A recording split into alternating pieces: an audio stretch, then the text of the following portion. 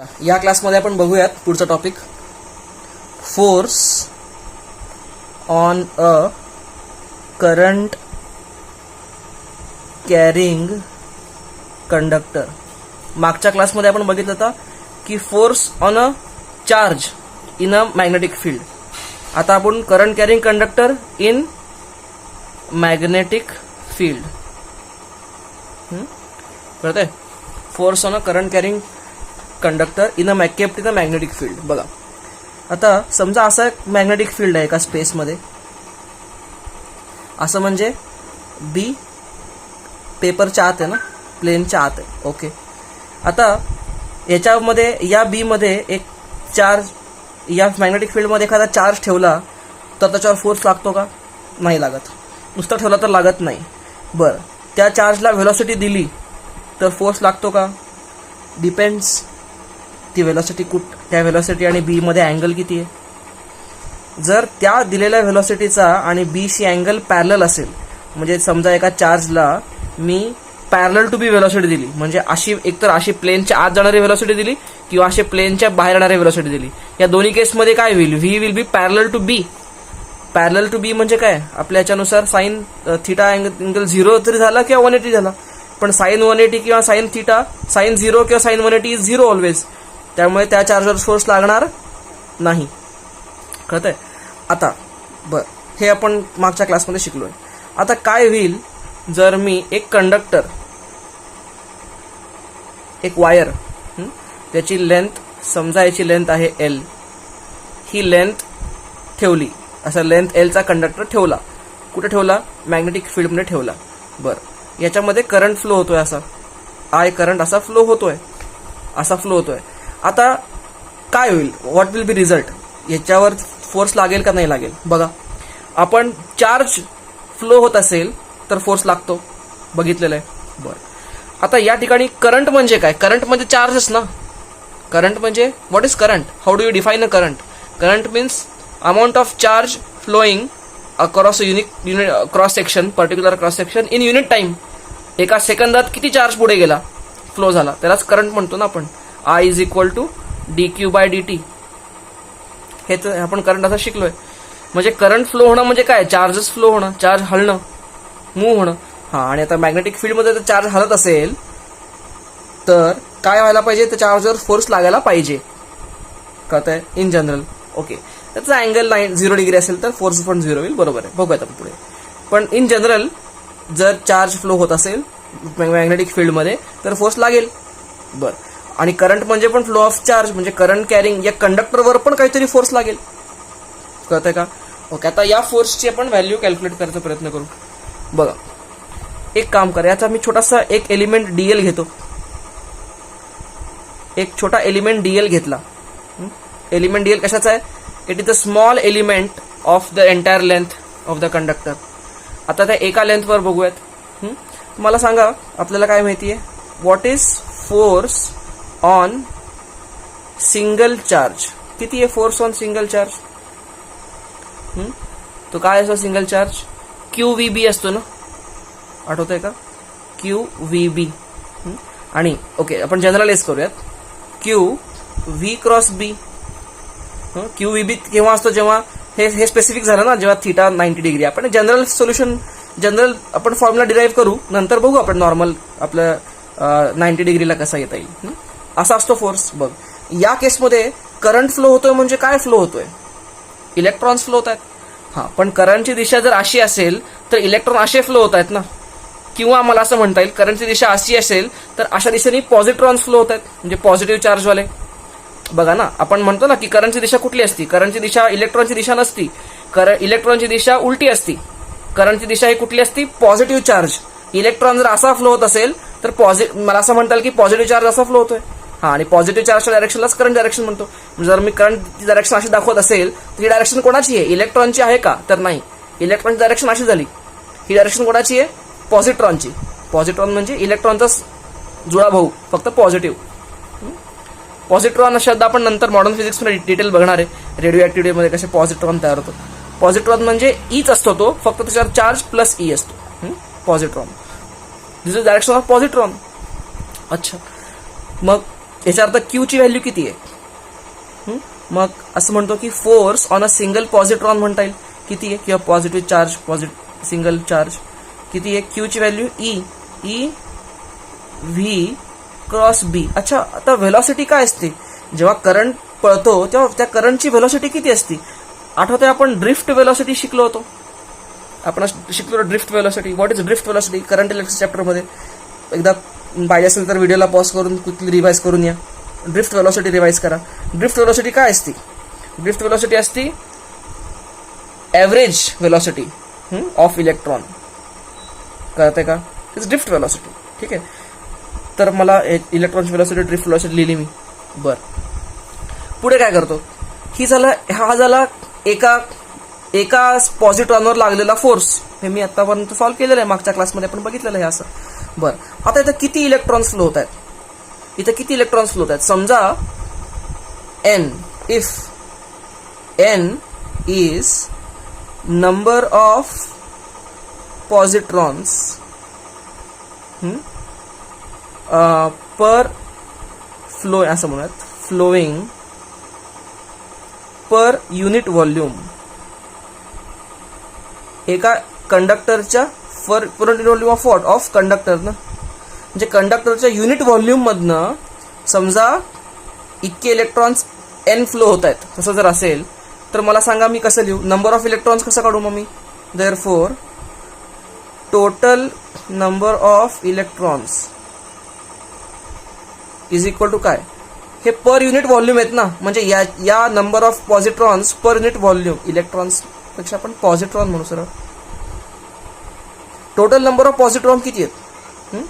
Positron का घेतोय? कारण मला या दिशेशी महत्व आहे ना, घेणं देणं. या दिशेला कोण जात आहे? पॉझिट्रॉन जात आहेत. इलेक्ट्रॉन असे जात आहेत उलटे. मला त्याच्याशी काही घेणं देणं नाही. टोटल नंबर ऑफ पॉझिट्रॉन्स किती काढू आता मी? एन हे पर युनिट व्हॉल्यूम आहे, याला मी व्हॉल्यूमनी मल्टिप्लाय करतो. अच्छा, व्हॉल्यूमने किती? समजा याचा area of cross section A आहे या कंडक्टरचा. मी काय लिहू? ए इंटू डीएल ना, व्हॉल्यूम ए इंटू डीएल. या डीएल जी लेंथ आहे झालं व्हॉल्यूम. म्हणजे इतके इलेक्ट्रॉन्स आहेत. जर सिंगल इलेक्ट्रॉनवर इतका फोर्स लागतोय तर इतक्या इलेक्ट्रॉनवर किती फोर्स लागेल? सो मग काय लिहू? Total force. I can write F net is equal to काय लिहू मी? याला मल्टिप्लाय करतो ना. काय मग? N A D L E V D cross B असं लिहू का? ओके, आता पुढे बघा. ओके, आता व्ही डी ड्रिफ्ट व्हेलॉसिटी अशी आहे आणि डीएल पण असा आहे. लक्षात घ्या, डीएल पण असा आहे आणि ड्रिफ्ट व्हेलॉसिटी पण अशी आहे ना. तुम्हाला हे कळतंय का? बघा. अच्छा, जर दोन्ही व्हेलॉसिटी अशी आहेत, असं कधी होऊ शकतं का की डीएल असा आहे आणि व्हेलॉसिटी अशी आहे, तिरकी? असं होऊ शकतं का? म्हणजे याचा अर्थ काय? कंडक्टर असा आहे, अशी कंडक्टर आहे, असा कंडक्टर आहे आणि व्हेलॉसिटी ऑफ पॉझिट्रॉन अशी. असं कधी शक्य आहे का होणं? नाही. व्हेलॉसिटी ऑफ इलेक्ट्रॉन्स किंवा positrons is along the conductor only ना. बरोबर आहे, डीएलच्या अलॉंगच असणार आहे. ओके, मग मी असं करू शकतो का? बघा, मी काय करतो? एन ए ई या व्हीडीच्या मॅग्निट्यूडला बाहेर काढतो आणि डीएलला आत घेतो. डीएल क्रॉस बी असं मला करता येईल का? आता डीएलला व्हेक्टर फॉर्मला टाकतो मी. असं करता येईल का? बघा, हे केलेलं बरोबर आहे का? काही चुकीचं नाही आहे, कारण मॅग्निट्यूड वाईज दोन्हीमध्ये काही फरक नाही आहे आणि डायरेक्शन वाईज पण काही फरक नाही आहे. कळतंय का? कारण डीएल पण एकाच डायरेक्शनला आहे आणि व्हीडी पण एकाच डायरेक्शनला आहे आणि मी मॅग्निट्यूडमध्ये काही फरक केला नाही, कारण मी व्हीडी असं नाही की व्हीडी काढून टाकला. नाही, व्हीडी आहेच आहे, बाहेर आणला फक्त मी. कळतंय? ही राहिली एफ नेटची व्हॅल्यू. ओके, आता करंट इलेक्ट्रिसिटी चॅप्टरमध्ये आपण एक शिकलो होतो, ते म्हणजे ड्रिफ्ट व्हेलॉसिटीचा फॉर्म्युला शिकलो होतो. ड्रिफ्ट व्हेलॉसिटीचा फॉर्म्युला आपण काय शिकलो होतो?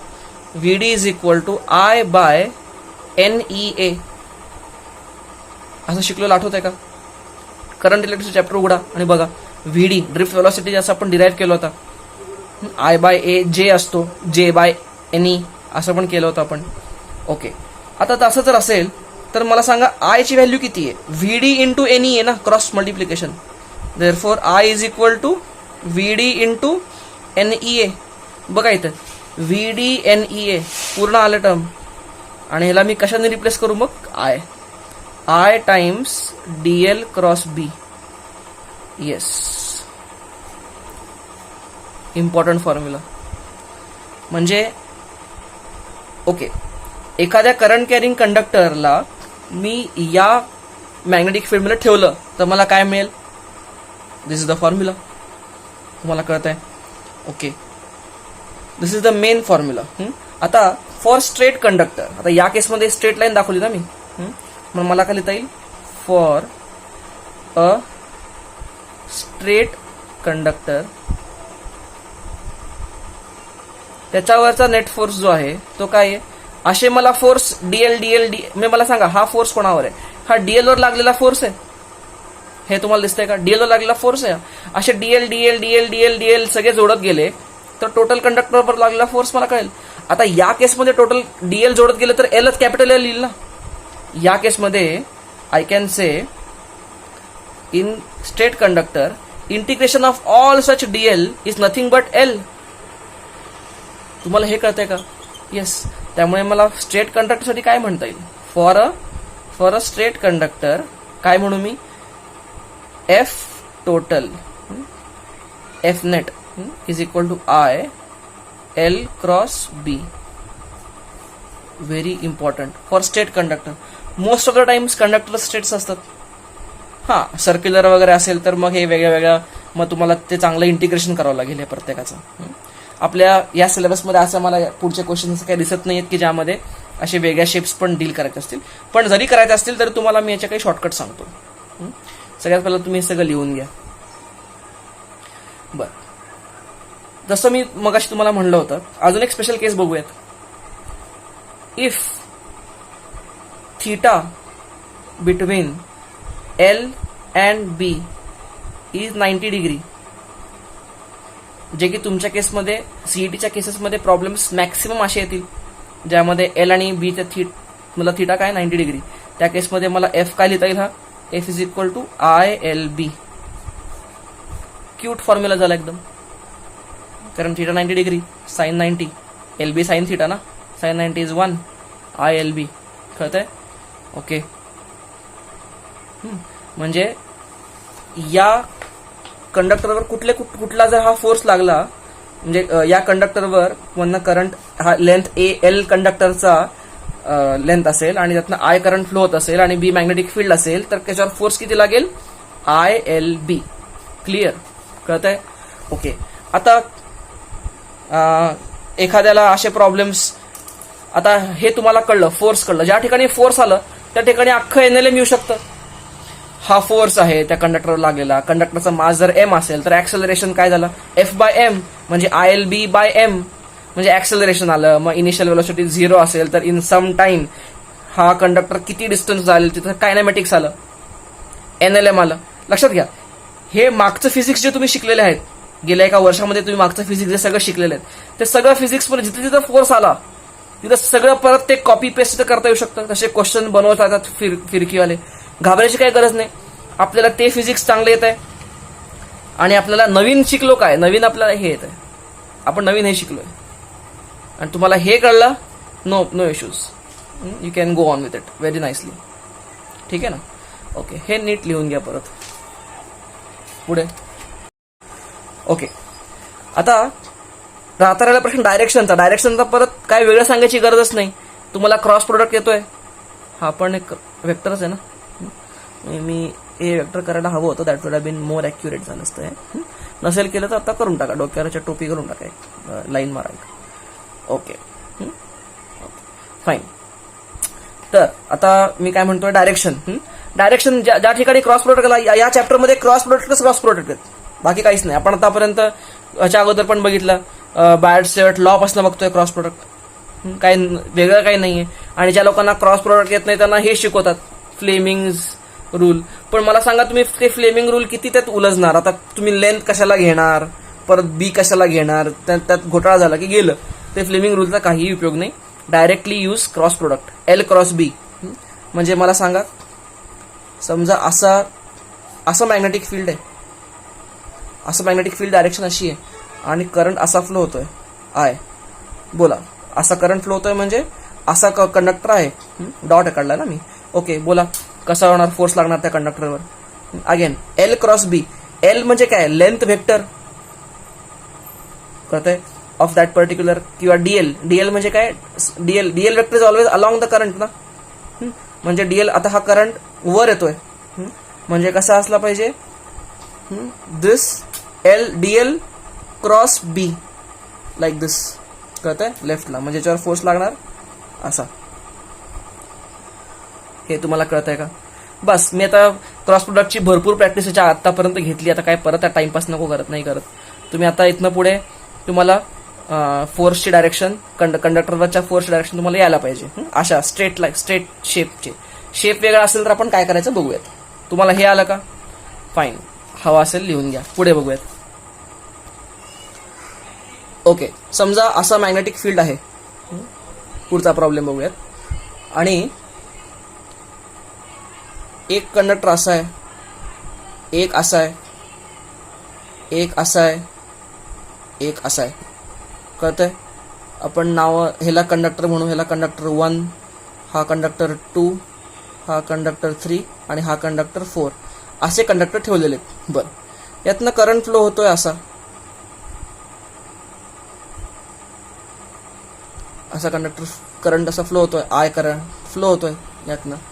अच्छा, तर आहे क्वेश्चन आहे, find net force on wire. हा ए आहे आणि हा बी आहे. बर, ठीक आहे. हा पॉईंट ए आणि चालू होणारा आणि एंड होणारा पॉईंट बी. अच्छा, कळलंय? ओके, आता मी काय करतो, हा मगाशी तरी एका स्ट्रेट लाईनवर मला कसं ऍक्ट करायचं मला कळलेलं आहे. पण आता इथे 1, 2, 3, 4 स्ट्रेट लाईन्स आहेत कंडक्टरच्या. बरं, ह्याला म्हणू L1, ह्याला म्हणू लेंथ वेक्टर L2, ह्याला म्हणू length vector L3. Length vector म्हणजे असा vector joining initial to end point. आणि ह्याला म्हणू लेंथ वेक्टर L4. अच्छा, तर मला काय माहितीये, ओरिजिनल माझा फॉर्म्युला मला काय माहितीये, F is equal to I into bracket DL cross B ना. हा मला ओरिजिनल फॉर्म्युला माहितीये. अच्छा, मग इथं मी काय लिहू, F net is equal to, can I say F1 plus F2 plus F3 plus F4 असं लिहू, चालेल?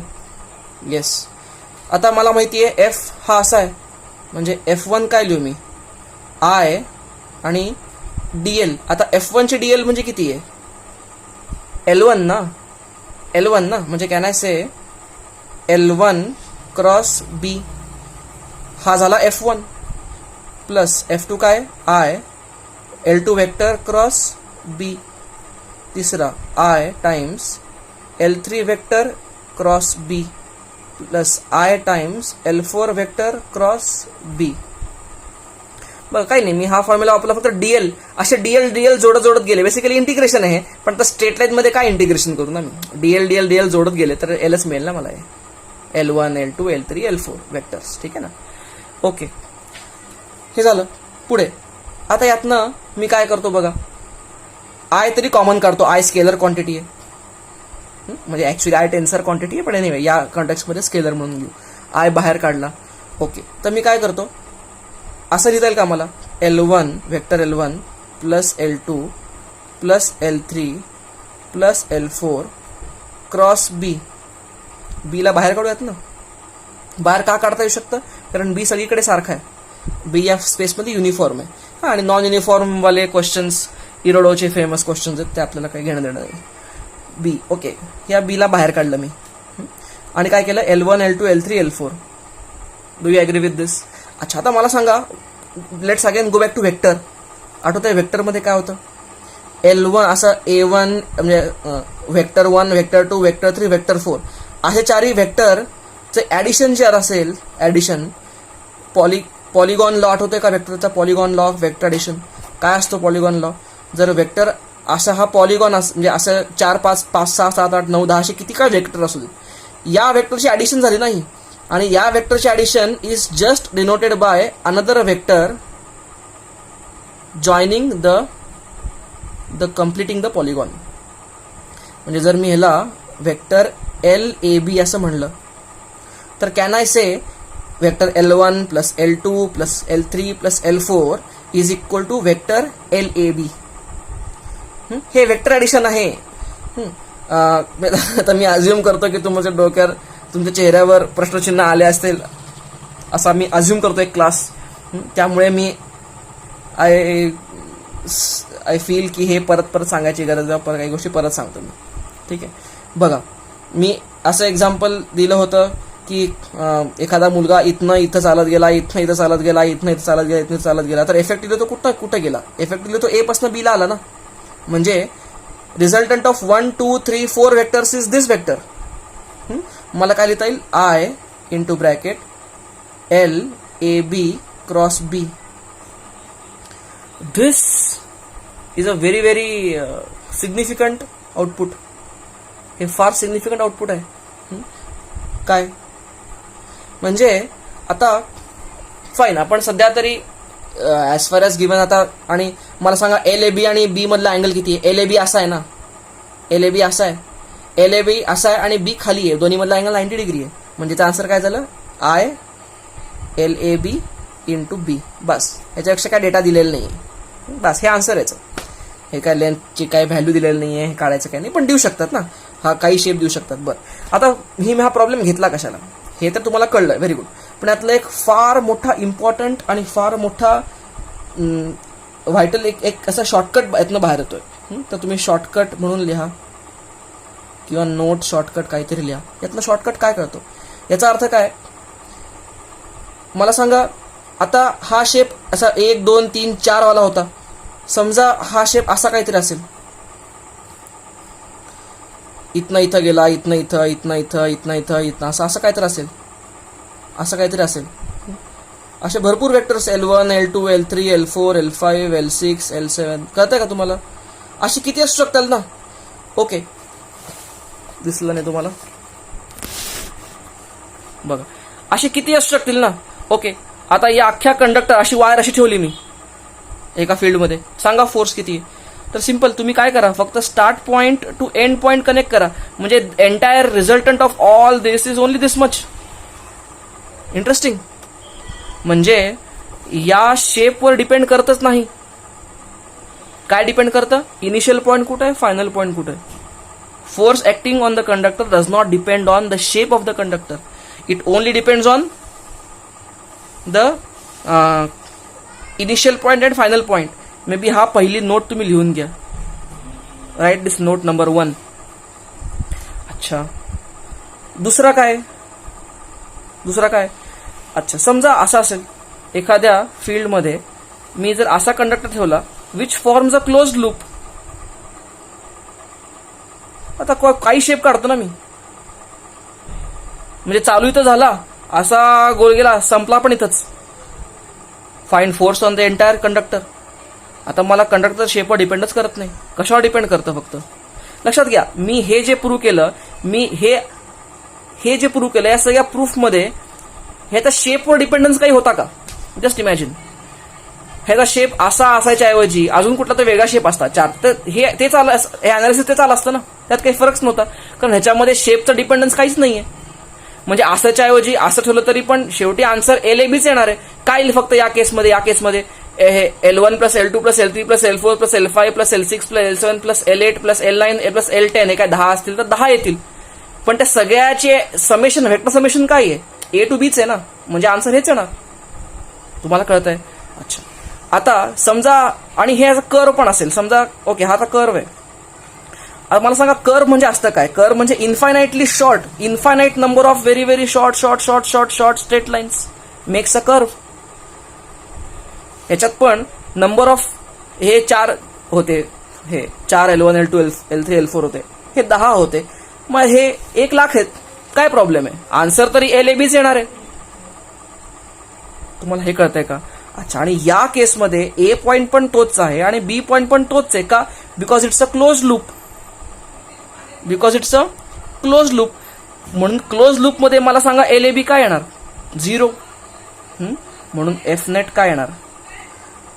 रिझल्टंट 0 असतो ना कुठल्याही कंडक्टरचा. असा 1 vector, 2 vector, 3 vector, 4 vector, 5 vector, 6 vector असे वेक्टर्स असतील एकमेकांना क्लोज लूप फॉर्म करत असेल तर what is resultant of all the 4 or 5 vectors? 0. कळतंय का? आता आय हॅव नो क्लू की तुमच्या चेहऱ्यावरचे रिएक्शन्स काय आहेत. त्यामुळे मी एक अंदाज धरून चालतोय की तुम्हाला हे कळतंय, आणि असा अंदाज धरून चालतोय की एखादी गोष्ट कळत नाहीये.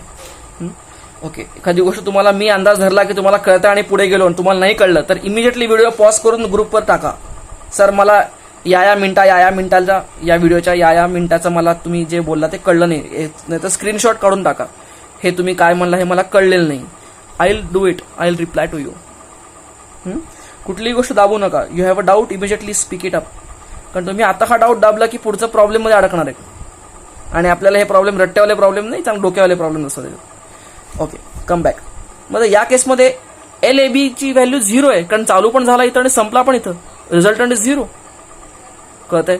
म्हणजे LAB ची व्हॅल्यू 0, म्हणजे ही व्हॅल्यू जर 0 झाली तर I0L this becomes net force on 0. म्हणजे याचा अर्थ काय की फोर्स ऑन अ क्लोज्ड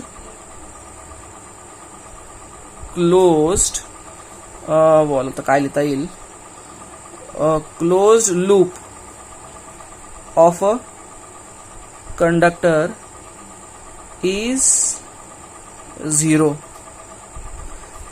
हे शब्दामध्ये काय लिहिलं की force on a conductor is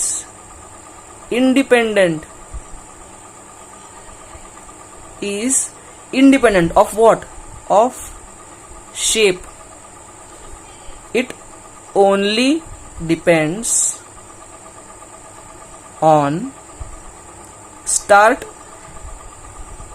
to end points. पहिलं कन्क्लुजन आहे. दुसरं कन्क्लुजन हे आहे, कळत आहे? येस, हे 2 points can solve you from very big troubles. For example बघा, असं एक्झाम्पल घेतो मी. ओके, असं एक मॅग्नेटिक फील्ड आहे क्रॉस, या मॅग्नेटिक फील्ड B आहे. या मॅग्नेटिक फील्डमध्ये मी एक सेमी सर्क्युलर रिंग ठेवली. Okay, semi circular ring of radius R. Okay, आणि त्यातनं करंट I फ्लो होतोय. मग फोर्स कसा काढणार? आता ते घाण्यात इंटिग्रेशन करायची गरजच नाही कारण तुम्हाला माहिती आहे it does not depend on shape, it only depends on initial to final.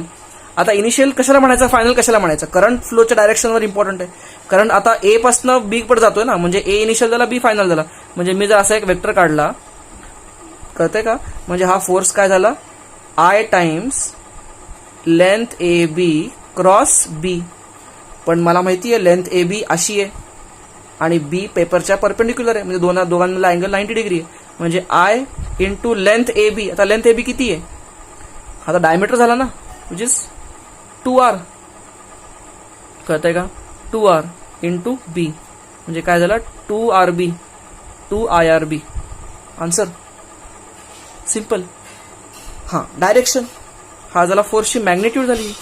Direction बघा, लेंथ LAB क्रॉस B ना, लेंथ LAB अशी आहे, क्रॉस B खाली आहे, म्हणजे डायरेक्शन वरती लागली. म्हणजे याच्यावर डायरेक्शन कसं, याच्यावर फोर्स कसा लागेल? हां, आणि फोर्स लागतो कुठं? इथं सेंटर ऑफ मास जिथं कुठं असेल तिथं त्याच्यावर फोर्स लागतो, याच्यावर असं लागेल. म्हणजे काय होईल, अशा मॅग्नेटिक फील्डमध्ये तुम्ही जर अशी रिंग ठेवली सेमी सर्क्युलर, ती रिंग हळू अशी वर ड्रिफ्ट करायला लागेल. कळतंय का? हा झाला एक प्रॉब्लेम. बघा अजून एक,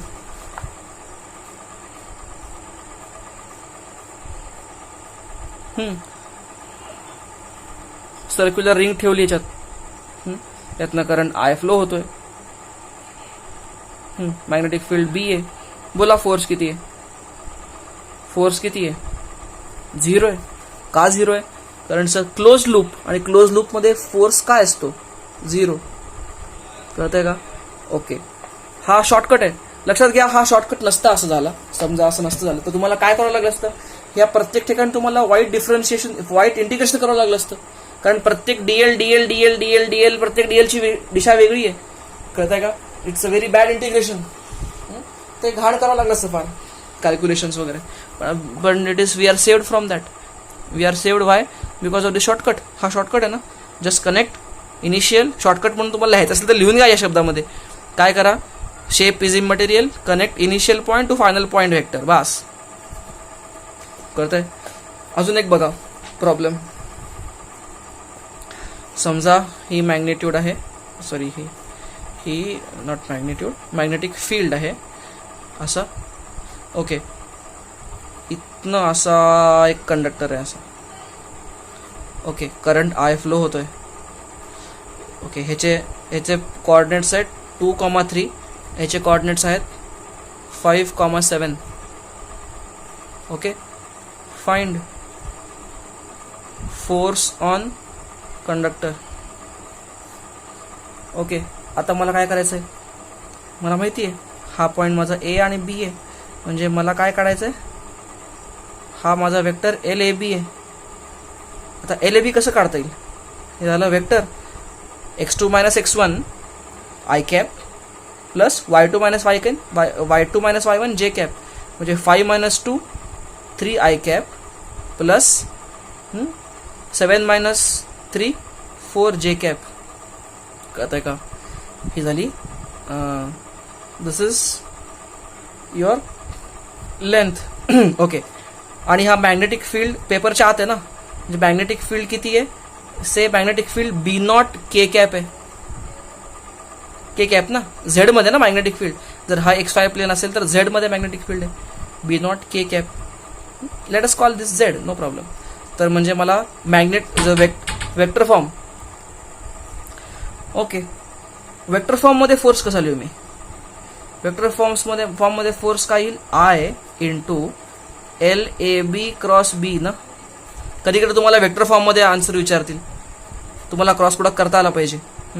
okay, I what is this, 3 I cap plus 4 J cap cross B naught K cap.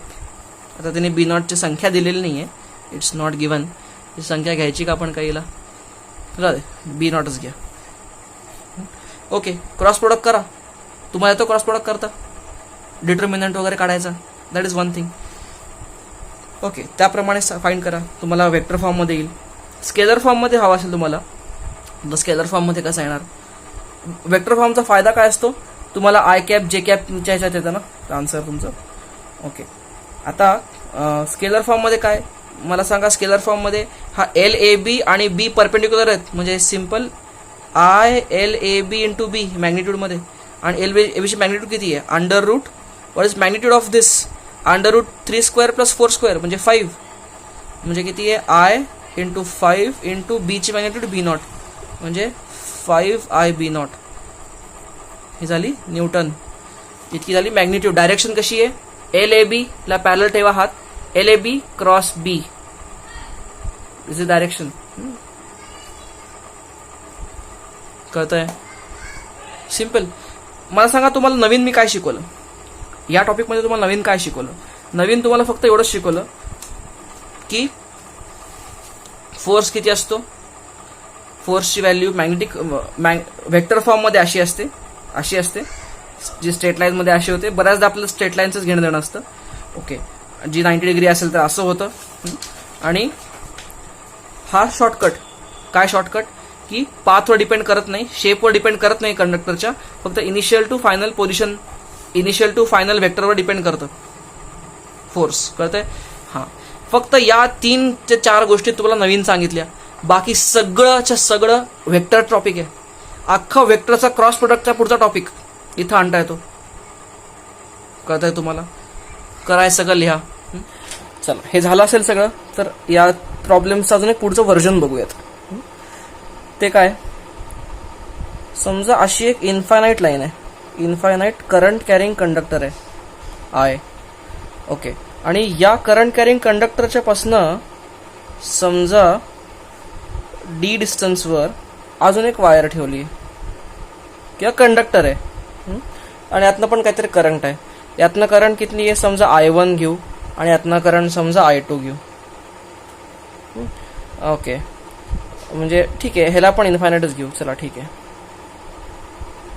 Okay, आता दिस इज इम्पॉर्टंट, आणि हे केअरफुली ऐका, कन्फ्युजन होऊ शकतं त्याच्यात. दोन वायर्स आहेत, एकमेकांना पॅरलल आहेत, एकातनं करंट I1, एकातनं करंट I2, दोन्हीमधलं डिस्टन्स D. आता मला सांगा हेच कन्सेप्ट पुढे कशी नेणार. मला सांगा, ह्याला कंडक्टर 1 म्हणतो आणि ह्याला कंडक्टर 2 म्हणतोय.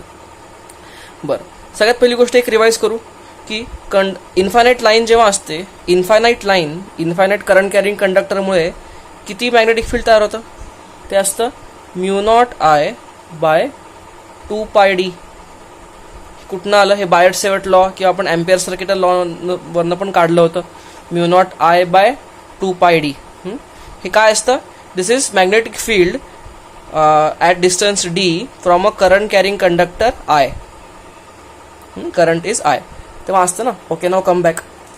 आता इथनं I1 तयार होतं I2, म्हणजे हा कंडक्टर 1. ओके, ह्या क्वेश्चन काय विचारू बघूया. Find force between the two conductors. Question काय आहे? पहिल्यांदा ते एकमेकांवर फोर्स लावतील का?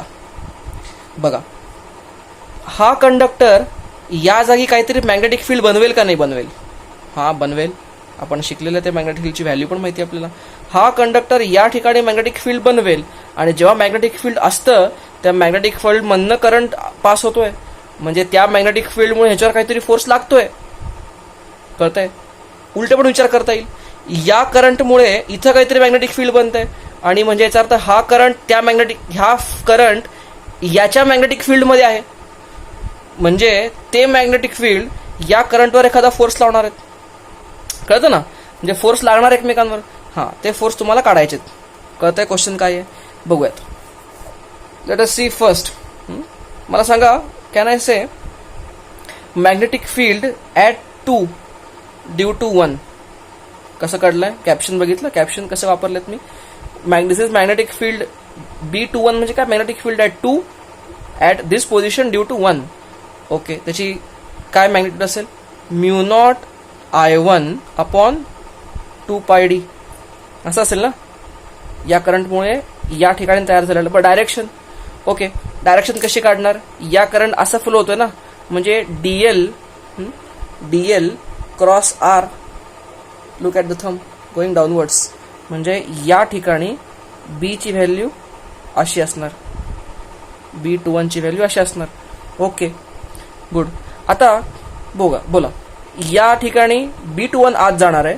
मग या B मुळे, हा जो B21 आहे, या B21 मुळे ह्याच्यावर किती फोर्स लागेल?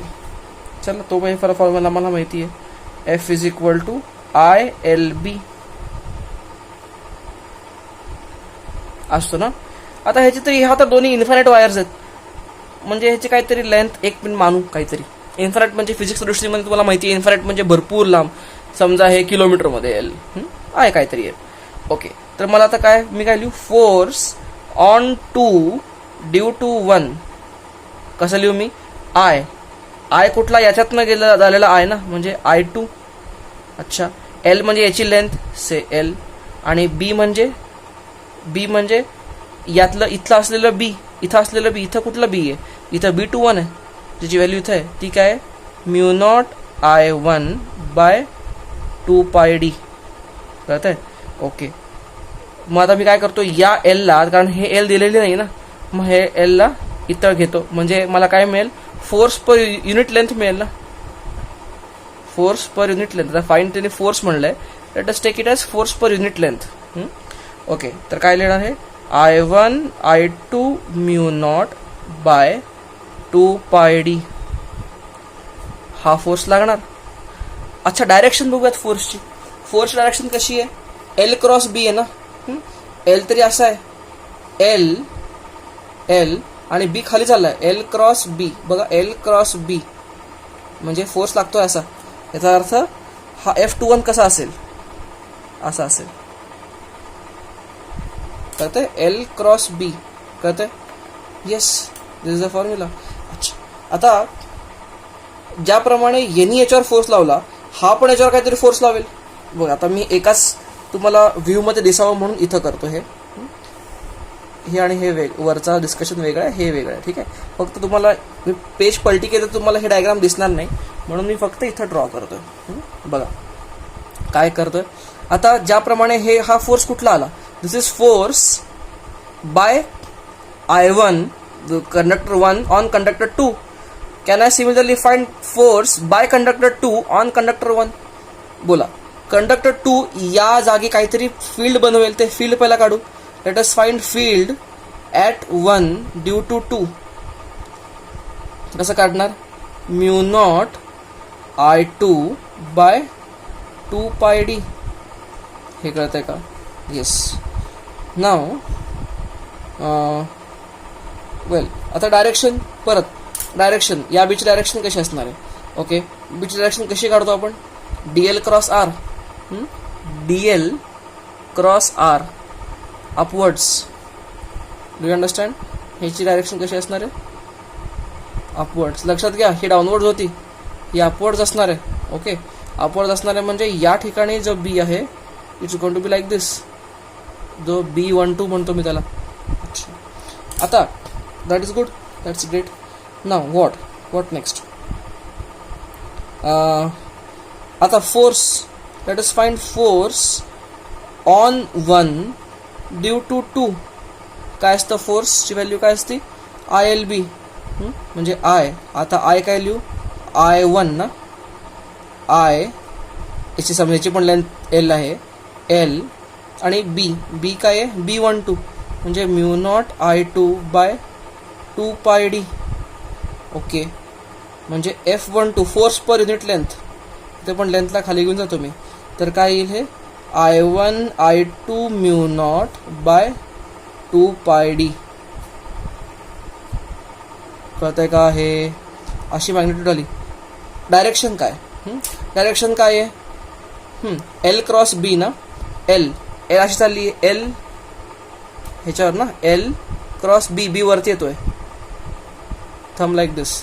ह्याची डायरेक्शन कशी? अशी. ओके, ह्याची डायरेक्शन अशी होती ना. ओके, आता ह्याची डायरेक्शन म्हणजे ह्याची अशी असणार. This is F12. Do you understand this? याचा अर्थ बघा, now look at this magnitude and this magnitude. Magnitude wise दोघंही सेम आहेत. I1 I2 mu naught bye 2 पाय डी. ही पण काय? I1 I2 mu naught bye 2 पाय डी. याचा अर्थ या दोन वायर्स एकमेकांना काय करतील? अट्रॅक्ट करतील. That is a conclusion. काय आहे? आणि हे इक्वल आणि ऑपोजिट फोर्सेस आहेत. That is both wires will attract each other.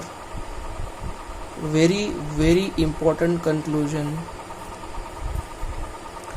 कळतंय का? दोघं एकमेकांना अट्रॅक्ट करतील. ओके, आता तुमचा एक होमवर्क घ्या. टेक 1 प्रॉब्लेम, ह्याचा similar problem as a homework. काय? What will happen? This is for homework. हे तुम्ही करा आणि मला सांगा, याचं सोल्युशन पाठवा मला. What will happen? असंच मी 2 वायर्स घेतो, इनफायनाईट वायर्स. ठीक आहे, आणि दोघांमधला डिस्टन्स D घेतो नेहमीसारखं. यातला करंट I1 घेतो आणि यातला करंट आता I2 डाऊनवर्ड्स घेतो. म्हणजे I1 I2 मगाच्या प्रॉब्लेममध्ये एक अलॉंग एकमेकांना पॅरलल होते ना, आता ते अँटी पॅरलल एकमेकांना. ऑपोजिट डायरेक्शन फ्लिप केली मी एका करंटची. ओके, आता मला सांगा, दोन्ही इन्फायनाईट वायर्स आहेत, मला सांगा फाइंड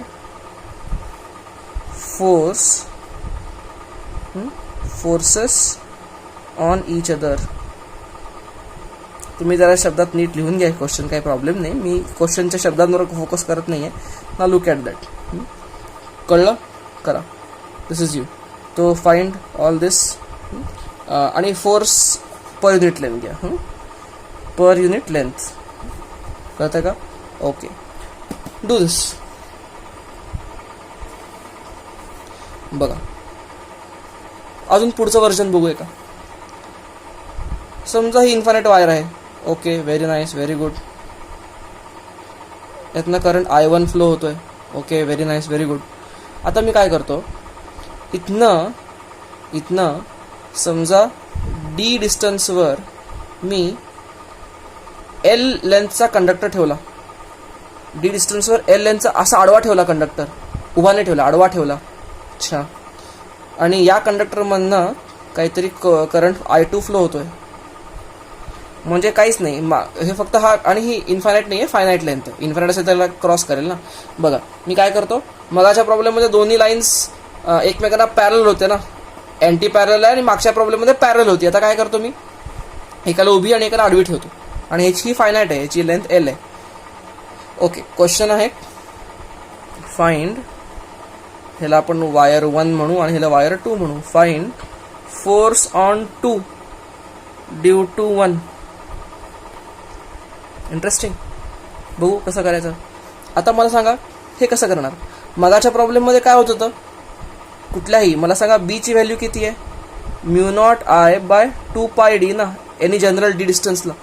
पण मला सांगा या केसेसमध्ये तुम्ही हा पॉईंट घ्या, हा पॉईंट घ्या, हा पॉईंट घ्या, ह्यात कुठलेही पॉईंट घ्या, या सगळ्या पॉईंटवर डी सेम असल्यामुळे बी ची व्हॅल्यू सेम होती.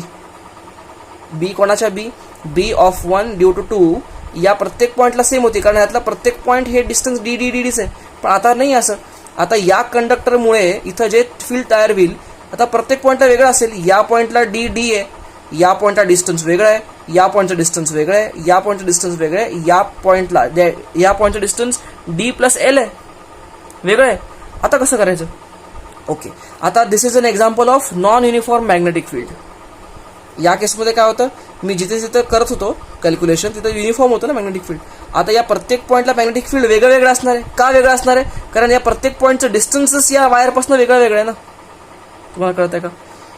तर आता मला इंटिग्रेट करावं लागेल. बरं, मी इंटिग्रेट कसं करतो.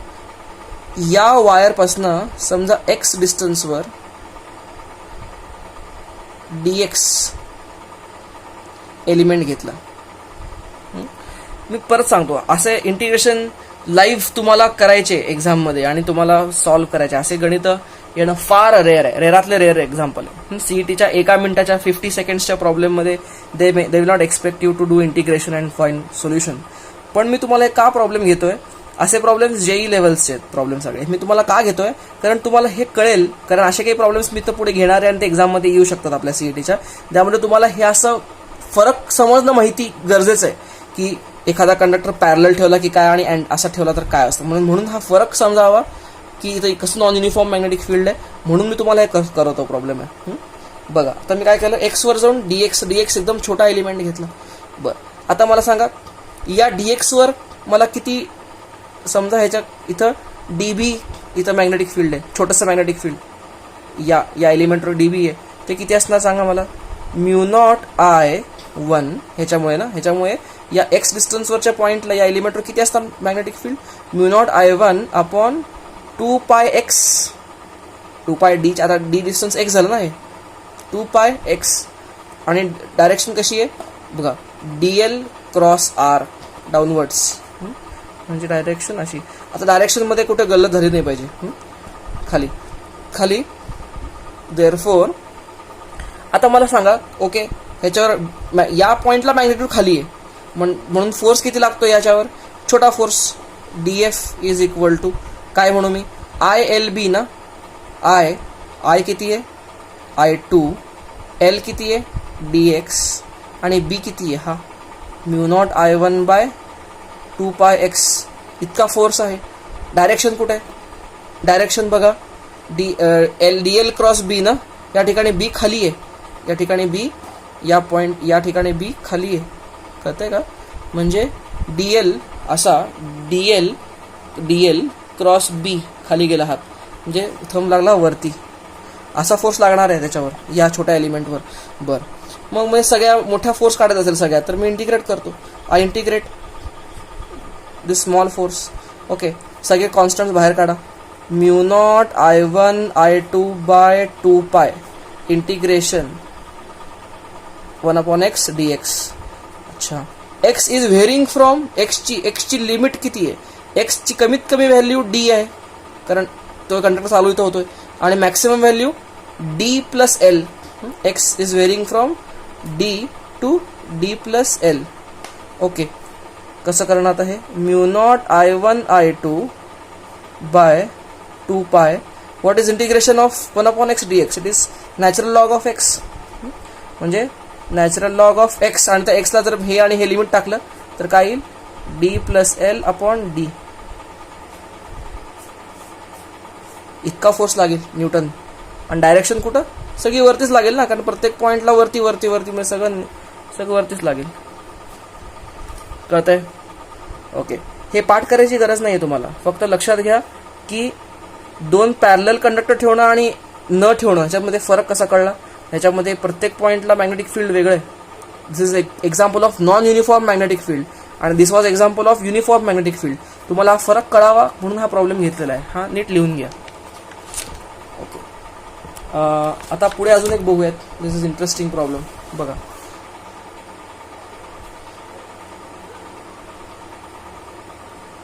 ओके, असा कंडक्टर आहे, यातनं I1 फ्लो होतोय आणि यातनं समजा ए डिस्टन्सवर मी एक स्क्वेअर लूप ठेवलंय.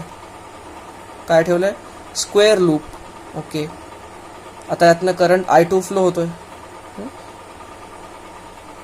I2 फ्लो होतोय आणि I2 फ्लो होतोय. बरं, एक स्क्वेअर वायरचा लूप ठेवला. कुठनं? एका I1 करंटवाल्या ह्याच्यापासनं लांब ठेवलं. ओके, आता क्वेश्चन आहे, find force on conducting loop due to infinite wire. Okay, काही गोष्टी तुम्ही लिहून घ्या. I2 करंट, I1 करंट, ए पास ठेवला, हे सगळं तुम्ही लिहून घ्या. हे शब्दात मी वेळ घालवत नाही. ओके, त्याच्या या ऑप्शनमध्ये, या अशा क्वेश्चनच्या ऑप्शनमध्ये 100% सांगतो तुम्हाला. आणि हा क्वेश्चन CET लेवलचाच आहे आणि या CET याची फार म्हणजे त्या लेवलचाच आहे. दिस इज असं काय तुम्हाला फार टफ प्रॉब्लेम नाही घेते मी. ओके, ह्याच्या आणि 4 ऑप्शनमध्ये एक ऑप्शन नक्की 0 असणार आहे. कारण तुम्ही पण, तुमच्यापैकी काही लोकांनी विचार जर असं केला असेल, विचार करता तुम्ही असेल तर विचार केला असेल की अरे मगाशी सरांनी सांगितलं की क्लोज लूप दिसला की फोर्स 0, म्हणून इथं पण क्लोज लूप आहे, ह्याच्यावर फोर्स किती लागला पाहिजे? 0. नाही, त्या ठिकाणी क्लोज लूप असताना 0 लागत का होता? कारण तिथं बी युनिफॉर्म होता. बघा, if I go back and see this example, ज्यामध्ये मी तुम्हाला म्हणलेलं आहे की क्लोज लूपमध्ये हे ना का, हे सगळं डिराईव्ह केलं ना मी, आणि ह्याच्यात नंतर ह्या बी कॉमन काढला ना मी सगळ्यातनं. असा बी कॉमन काढला ना. बी कॉमन काढता का आला मला? कारण या सगळ्या ठिकाणी बी सेम होता, या ठिकाणी बी युनिफॉर्म होता.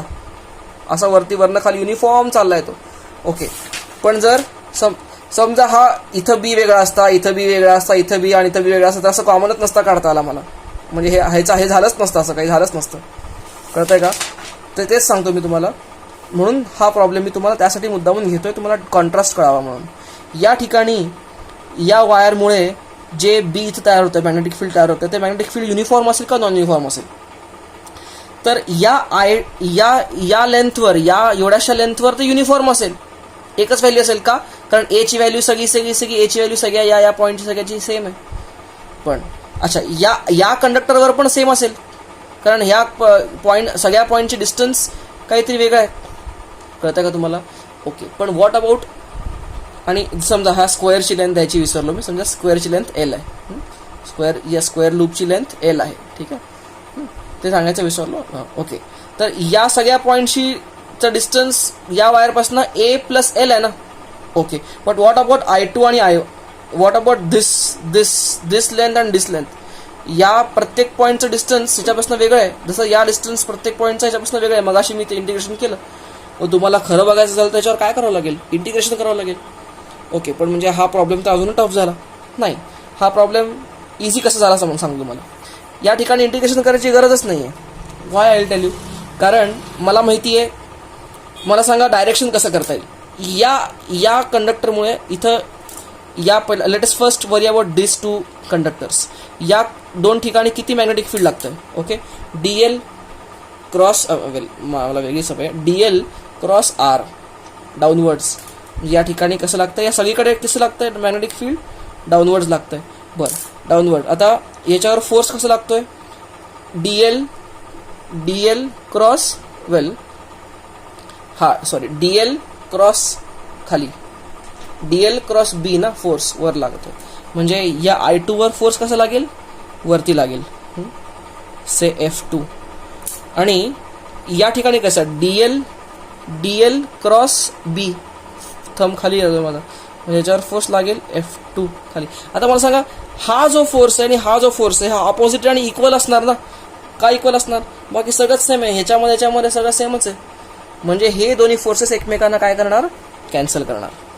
एकमेकांना कॅन्सल करणार. म्हणजे इफेक्टिव्हली या लूपवर लागणारे फोर्स कशावर आहेत? ह्याच्यावर आणि याच्यावर.